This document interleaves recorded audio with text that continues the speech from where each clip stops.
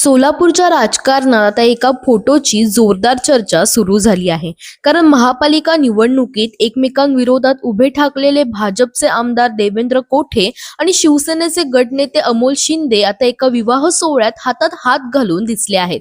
हे दोघे एकेकाळी एकाच पक्षात आणि एकाच प्रभागातून निवडून आले होते, पण नंतर देवेंद्र कोठे भाजपमध्ये गेले आणि आमदार झाले, तर अमोल शिंदे हे एकनाथ शिंदे यांच्या शिवसेनेचे जिल्हा प्रमुख बनले.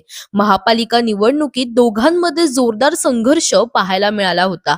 अमोल शिंदे यांनी भाजप आणि देवेंद्र कोठे यांच्यावर थेट टीका करत 2029 मध्ये आव्हान देण्याची घोषणाही केली होती.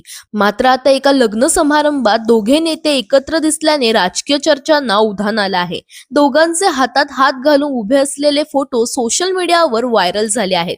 त्यामुळे आता सोलापूरमध्ये शिवसेना भाजप पॅचअपची चर्चा सुरू झाली आहे. तुम्हाला काय वाटतं? हा फक्त योगायोग आहे की आगामी राजकीय समीकरणाची सुरुवात? कॉमेंटमध्ये नक्की सांगा आणि अशाच अपडेट्ससाठी इंडिया लीडरला फॉलो करायला विसरू नका.